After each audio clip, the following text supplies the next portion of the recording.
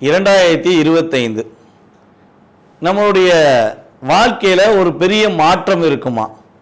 நான் எதிர்பார்க்குற விஷயங்கள்லாம் 2024 பல விஷயம் நடக்கலைங்க. ஆனால் இந்த 2025லாவது என்னோட வாழ்க்கையில் பெரிய மாற்றத்தை எதிர்பார்த்து நான் காத்திருக்கிறேன் அப்படின்னு ஒரு வருட காலமாக அதிகமாக எதிர்பார்க்கும் நம்மளுடைய நேயர்களுக்காக ஒரு அற்புதமான செயல்பாடு இந்த 2025 நடக்க போகுது. அப்படி என்ன நடக்க போகுது அப்படின்னு பார்த்தீங்கன்னா, எப்பவுமே வருடக்கோள்களான சனி பகவான், ராகு பகவான், கேது பகவான் இவங்கெல்லாம் பார்த்திங்கன்னா எப்பவுமே அவங்கவுங்களுடைய காலங்கள் கடந்து போகும்போது கிரகங்கள் பயிற்சி ஆகிறதுங்கிறது இயல்பு. ஆனால் இந்த 2025 பார்த்திங்கன்னா ஒரு மறக்க முடியாத ஒரு மிகப்பெரிய ஒரு செயல்பாடு நடக்குங்க. இந்த செயல்பாடானது கிட்டத்தட்ட ஒரு 29-30 வருஷத்துக்கு ஒருக்க தான் நிகழும். என்னங்க அப்படி என்ன நிகழப்போகுது? என்ன பெரிய ஒரு மாற்றத்தை கிரகங்கள் கொடுத்துற போகுது அப்படிங்கிற ஒரு கேள்வி இருக்குது பார்த்தீங்களா? ஸோ அந்த கேள்விக்கான பதில் என்னென்னா, சனி பகவான் மற்றும் ராகு பகவான் அதே போல் குரு பகவான் இந்த 3 கிரகங்களுமே இந்த 2025 துவக்கத்திலேயே அப்படியே டிரான்ஸ்ஃபர் ஆக போகிறாங்க. சனி பகவான் பார்த்திங்கன்னா இந்த மார்ச் 29 கும்பத்திலேருந்து காலபுருஷன் ராசிக்கு 11ஆம் இடமான கும்பத்திலேருந்து மீன ராசிக்கு ட்ராவல் பண்ணுறாரு. இப்போ 11ஆம் இடத்துல உட்காந்து கிட்டத்தட்ட பல வேற ஆட்டி படைத்த சனி பகவான் 12ஆம் இடத்துல விரயஸ்தானம் அப்படின்னு சொல்லுவோம். காலபுருஷனுக்கு அது விரயஸ்தானம். விரயஸ்தானத்தில் அமர போகிறார். அது மிகப்பெரிய ஒரு மாற்றத்தை நம்மளுடைய சனி பகவான் கொடுக்கார். அதுக்கு அடுத்தபடியாக பார்த்திங்கன்னா குரு பகவான். குரு பகவான் பார்த்திங்கன்னா கரெக்டாக அந்த மே மாதம் 14ஆம் தேதி பயிற்சியாளர் ரிஷபராசிலேருந்து மிதுன ராசிக்குள்ள பயிற்சியாளர். இந்த ராகு பகவான் பார்த்திங்கன்னா அடுத்த செகண்ட் அந்த ஒரு கிட்டத்தட்ட ஒரு 4 நாள் 5 நாள் கேப்பில் ராகு பகவான் என்ன பண்ணுறாங்க, 12ல் இருக்க ராகு 11க்கு வராரு, 6ல் இருக்க கேது 5க்கு வராரு. அதாவது காலபுருஷன் ராசிக்கு 6, 5ன்னு சொல்லியிருக்கேன். உங்களுடைய சுய ராசிக்கு கிரகங்களுடைய அமைப்பு மாறும். அப்படி மாற்றங்கள் நிகழும்பொழுது 2 கிரகம் மாறினாலே நம்மளுடைய வாழ்க்கையில் ஒரு ஏற்றமும் இருக்கும், சில நேரங்களில் இறக்கமும் இருக்கும். அப்போ 3 கிரகங்கள் ஒரு ராஜ கிரகங்கள் என்று கருதப்படுகின்ற கிரகங்களாகிய 2 கிரகங்களும், நிழல் கிரகங்கள் என்று கருதப்படுகின்ற 2 கிரகங்களும் பயிற்சி ஆகிறதுனால உங்களுடைய வாழ்க்கையில் மிகப்பெரிய ஒரு ஏற்றமான சூழ்நிலைகள். யாருமே இந்த 2025 நான் தோத்துட்டேன், என்னோட வாழ்க்கையில் எதுவுமே நடக்கலை அப்படின்னு சொல்கிறதுக்கான வாய்ப்புகளே இந்த 3 கிரகங்களும் கொடுக்க போக கிடையாது. கிட்டத்தட்ட ஒரு 5 மாதங்கள் சில ராசிகளுக்கு ஹை லெவல், அதே போல் ஒரு கிட்டத்தட்ட ஒரு 7 மாதங்கள் சில ராசிகளுக்கு ஹை லெவல். ஸோ அப்போ பிரித்து கொடுக்க போகிறாங்க. இந்த 2025 12 ராசி நேயர்களுக்குமே ஒரு அண்ணன் தம்பி உறவு இருந்தால் என்ன பண்ணுவோம், நீ இவ்வளோ ரூபா வச்சுக்கோ, நீ இவ்வளோ ரூபா வச்சுக்கோ, யாரும் கஷ்டப்படாத அப்படின்னு சொல்லுவாங்க பார்த்தீங்களா? ஸோ அந்த கஷ்டப்படாத நிலைமைகளை இந்த வருஷத்தில் நான் கஷ்டப்பட்டேன் அப்படின்னு சொல்லி யாருமே அதிகமாக சொல்லாத நிலைமைகளை நம்மளுடைய 3 கிரகங்களுமே உங்களுக்கு வாய்ப்பை கொடுக்கறதுனால இந்த 2025 நம்ம அனைவருமே அமோகமாக உண்மையாகவே வரவேற்கலாம். உலகியல் ரீதியாக என்னென்ன மாற்றங்கள் அப்படின்னு சொல்லி பார்த்தீங்கன்னா, பொருளாதார ரீதியாக தடைகள் விலக போகுது. பொருளாதாரம் நல்லா புழக்கம் இருக்கும், பணப்புழக்கம் இல்லைன்னு சொல்லி சொல்லக்கூடிய சூழ்நிலைகள் மக்களுக்கு இருக்காது. என்கிட்ட ஓரளவுக்கு இருக்குது, எனக்கு ஏற்ற மாதிரி இருக்குது அப்படின்னு சொல்லக்கூடிய வாய்ப்புகள் உண்டு. அதே போல் 12ஆம் இடத்துல சனி பகவான் காலபுருஷன் ராசிக்கு 12ல் மீன ராசிக்கு சனி பகவான் வர்றதுனால சில இயற்கை சீற்றங்கள் உண்டு. அதாவது கடல் அந்த பக்கம் கொஞ்சம் கொந்தளிச்சு அப்படின்னு சொல்லி சில ஏரியாக்களில் கடல் சீற்றங்கள் உண்டு. அந்த மழை சம்மந்தப்பட்ட விஷயங்களில் சில ஏரியாலாம் ரொம்ப பாதிக்கும். அது பார்த்திங்கன்னா நம்ம சென்னை சம்மந்தப்பட்ட அதே போல் பெருநகரங்களில் கொஞ்சம் மலைகளால் சில பாதிப்புகள், கடல் சார்ந்த பகுதிகளில் கொஞ்சம் பாதிப்புகள்லாம் இருக்கிறதுக்கான வாய்ப்புகள் உண்டு அப்படின்னு பார்க்குறோம். ஸோ அதுக்கு அடுத்தபடியாக அந்த உலகியல் ரீதியாக இன்னொரு பெரிய மாற்றம், யாரெல்லாம் சினித்துறையில் சின்னத்திரை, பெரிய திரை, யூடியூப் மற்றும் இந்த திரைகளில் தன்னுடைய திறமையை காட்டணும்னு ஆசைப்பட்டு நான் போராடிக்கிட்டு இருக்கேன் அப்படின்னு சொல்லி எதிர்பார்த்துருக்க நம்மளுடைய நேயர்கள் யாராக இருந்தாலும் சரி, இந்த ராகு பகவான் 11ல் உங்களுடைய முழு திறமையும் வெளிக்காட்டுவதற்கான ஒரு வாய்ப்பை அள்ளி வழங்க போகிறார். அப்போ சினி ஃபீல்டில் உள்ளவங்க ஹை பொசிஷன் போவதற்கான வாய்ப்பு உண்டு. திறமை உள்ளவர்கள் வெளியே கொண்டு வருவார். அதான் விஷயம். நான் சும்மா உட்காந்தேன், வீட்டில் உட்காந்தேன், என்னை தேடி கொடுப்பாங்கன்னு சொல்ல முடியாது. உங்களுக்கு திறமை இருந்தால் உறுதியாக சினி ஃபீல்டில் உள்ள அத்தனை பேருமே திறமை உள்ளவர்கள் தன்னுடைய முழு திறமையை வெளியே கொண்டு வந்து இந்த 2025 நான் சாதிச்சேன்னு சொல்லி எண்ட் ஆஃப் பாயிண்டில் பேட்டி கொடுக்குற அளவுக்கு கிரகங்களுடைய இயக்கம் இருக்க போகிறது. அதே போல் இன்னும் சில மாற்றங்கள் உண்டு. நம்ம அரசியல் சம்பந்தப்பட்ட விஷயங்களில் ஒரு மிகப்பெரிய நிகழ்வு ஏற்பட போகுது. அரசியலில் புதிதாக உருவாகின்ற நம்மளுடைய அரசியல்வாதிகள் அதே போல் தன்னுடைய திறமையை நான் காட்டுவேன்னு சொல்லி தைரியமாக இறங்கியிருக்க சில நடிகர்கள் அரசியல்வாதிகள் எல்லாருமே சிறப்பான ஒரு பதவிக்கு போவாங்க. அவங்களுடைய திறமை வெளியே கொண்டு வரப்படும். நடிகர்கள் ஆல்ரெடி திறமையை கொண்டு வருவாங்க. அதே போல் அரசியல்வாதிகளில் சில தவறுகள் செய்யும் அரசியல்வாதிகள் சுட்டி காட்டப்படுவார்கள். யாரெல்லாம் நம்ம தவறு செய்கிறது வெளியே தெரியல, நம்ம பயப்பட தேவையில்லை அப்படின்னு சொல்லி அரசியலில் சில தவறுகளை மக்களுக்கு தெரியாதவாறு செஞ்சுக்கிட்டு இருக்க அரசியல்வாதிகள்லாம் யார் யார் அதிகமாக தவறு செய்கிறா, அவங்களுடைய உண்மையான சுயரூபம் என்னங்கிறதை சனி பகவான் உறுதியாக இந்த வருடத்தில் சுட்டி காட்ட போகிறாரு. தவறுகள் செய்கிற அனைவருக்குமே இந்த வருடம் ஒரு பாதிப்பையும் மேலும் சோதனையும் கொடுக்கக்கூடிய காலமாக இருக்கும் என்பதை உறுதியாக சொல்லலாம். அதுக்கு அடுத்தபடியாக இந்த 2025 நம்மளுடைய 12 ராசி நேர்களில் என்னென்ன எதிர்பார்ப்புகள் இருக்கோ அந்த எதிர்பார்ப்புகள் சம்பந்தப்பட்ட விஷயங்களை முழுமையாக பார்ப்போம் வாங்க.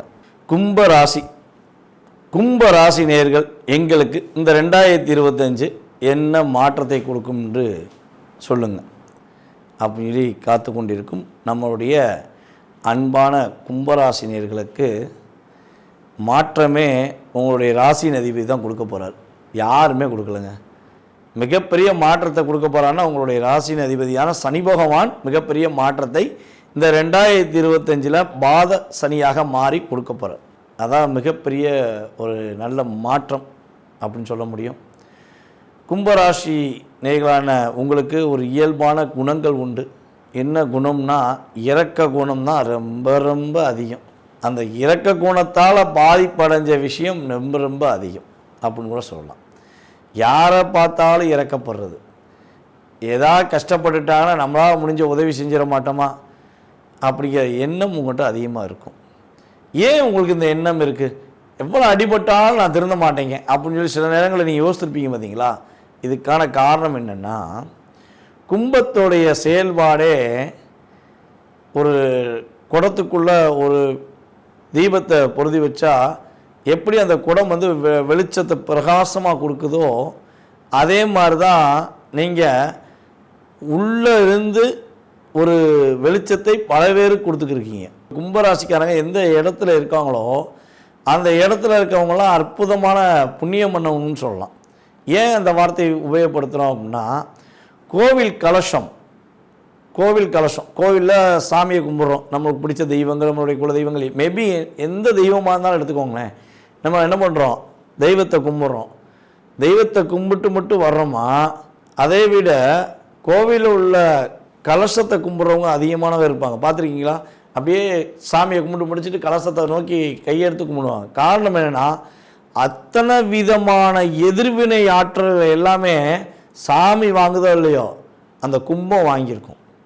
அப்போ ஐயா இவ்வளோ எதிர்வினை ஆற்றல் வாங்குற நீ என்னையும் காப்பாற்றுன்னு சொல்லி கும்பத்தை நோக்கி கும்பிட்டு வராங்க. அப்போ அந்த கும்பாபிஷேகம் பண்ணுற இடங்கள்லாம் ஒரு வைப்ரேஷன் நல்லா இருக்கும் சொல்லுவாங்க பார்த்தீங்களா? கும்பாபிஷேகம் ஏன் வந்து குறிப்பிட்ட காலங்களுக்கு ஒருக்க ஒவ்வொரு கோயிலுக்குரிய ஐதீக அடிப்படையில் குறிப்பிட்ட காலத்துக்கு ஒருக்க கும்பாபிஷேகம் பண்ணுறாங்கன்னா பல பேருடைய எதிர்வினைகளை அந்த கும்பம் வாங்கி வச்சிருக்கு. அப்போ அந்த கும்பத்துக்கு ஒரு பவரை கொடுக்காங்க, தெய்வ ஆற்றல்களை மந்திரங்கள் மூலமாக கொடுக்காங்க பார்த்தீங்களா?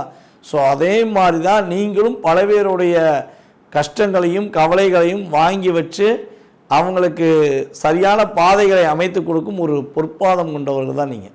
எங்களை பற்றி இவ்வளோ தூரம் நீங்கள் சொன்னதெல்லாம் உண்மையிலேயே ரியாலிட்டி தான்.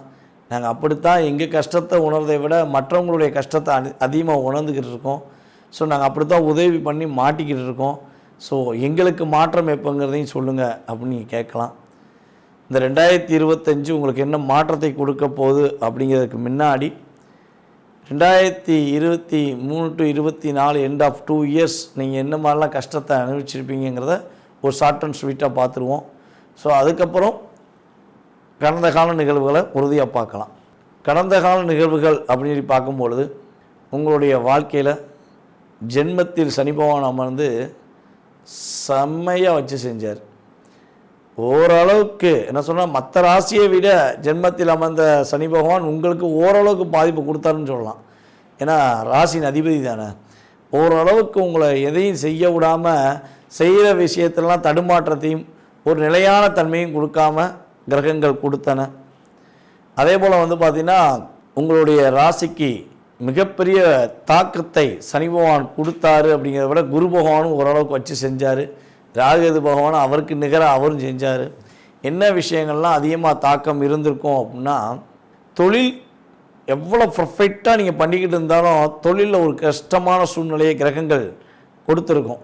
நீங்களே தொழில் ஆரம்பிச்சிருப்பீங்க, நீங்களே அந்த தொழிலை நடத்த வேண்டாங்கிற சூழ்நிலையை உருவாக்கியிருக்கோம்.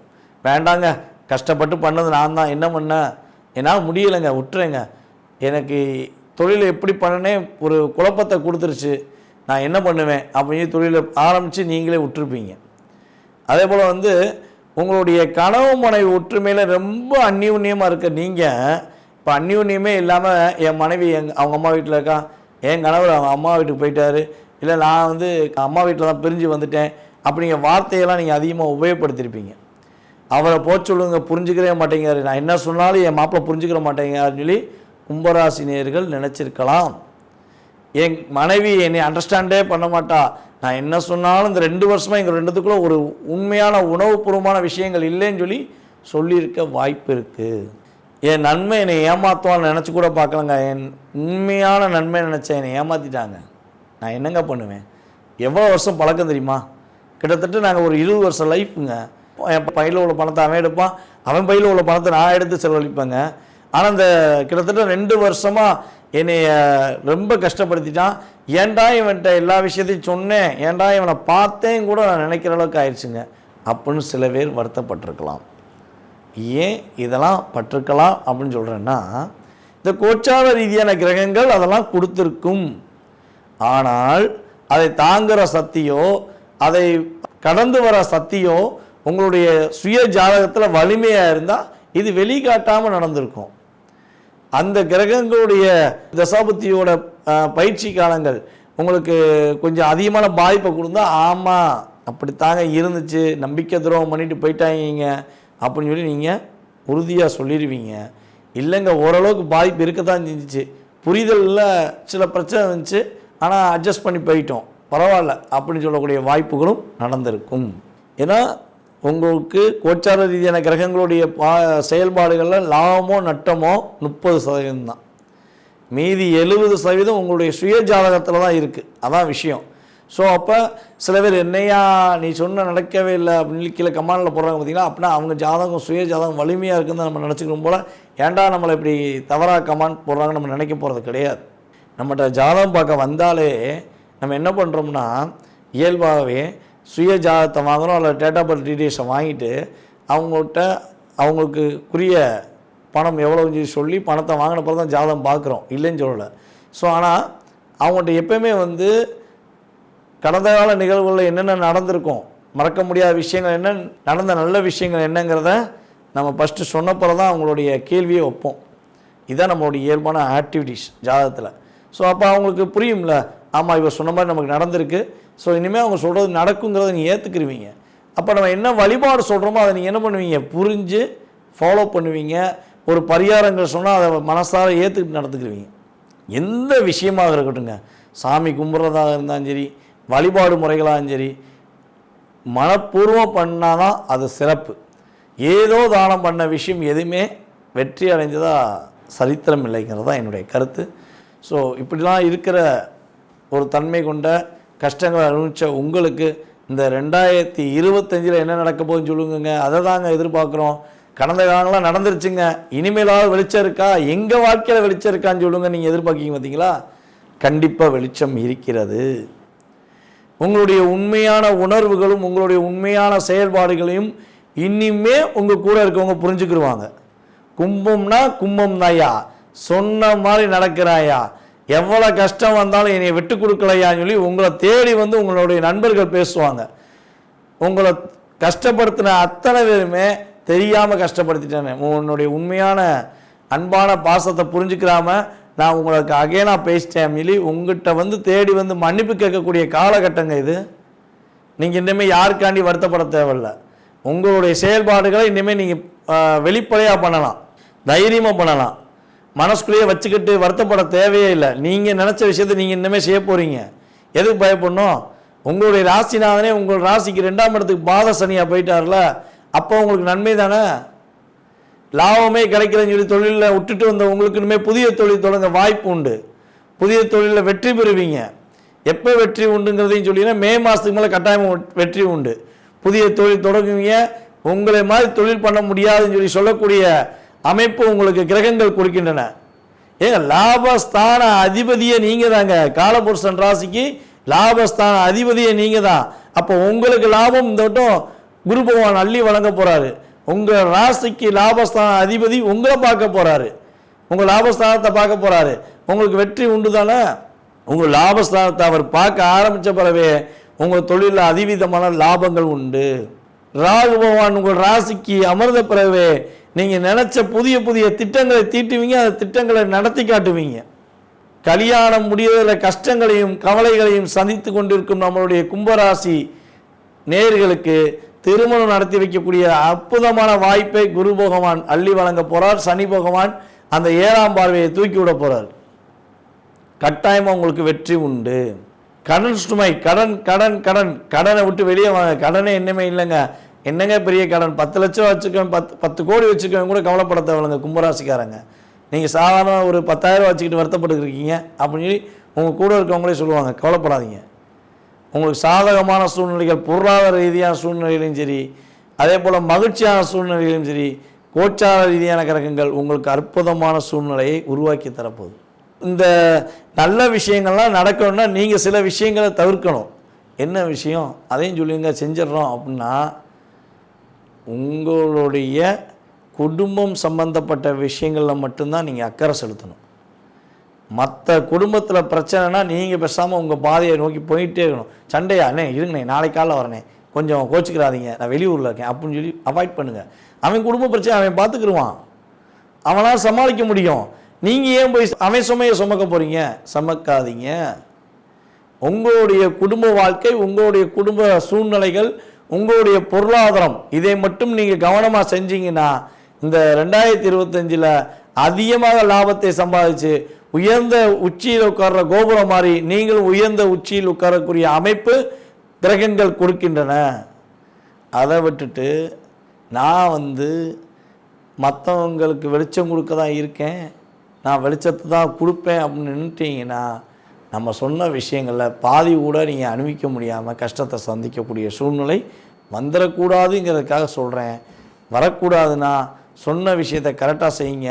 வெளிநாட்டுக்குரிய யோகங்கள், வேலை இடமாற்றத்துக்குரிய யோகங்கள்லாம் அற்புதமாக நடக்க போகுது. நடந்த போது நீங்களே ஃபோன் பண்ணி சொல்லுவீங்கிறது என்னுடைய நம்பிக்கை. எப்படி உங்களுக்கு கடந்த காலங்களில் கிரகங்கள் கொடுத்தது உண்மை என்று நீங்கள் உணவுபூர்வமாக நம்புறீங்களோ, எதிர்காலத்தில் 2025 வெற்றியும் மகிழ்ச்சியும் உண்டுங்கிறத நான் நம்பிக்கையாக உங்களுக்கு சொல்கிறேன்.